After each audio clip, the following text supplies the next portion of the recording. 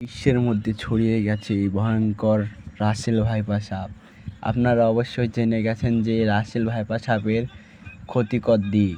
এই সাপটি যে মানুষকে দংশন করবে অর্থাৎ কামড়াবে, সেখানে সঙ্গে সঙ্গে মাংস গলে পচে শেষ হয়ে যাবে। এই রাসেল ভাইপার সাপটি খুবই ভয়ঙ্কর ও বিষধর।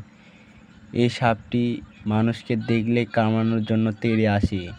আপনারা সাবধানে থাকবেন। এই সাপটিকে দেখতে পেলে লাঠি দিয়ে মেরে ফেলবেন।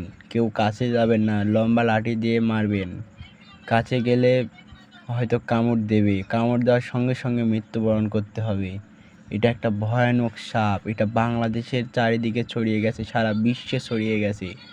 এই সাপটি এখন যে কোনো জায়গায় আপনাদের কামড়াতে পারে। আপনারা একটু পথে ভালোভাবে পথ দেখে চলবেন।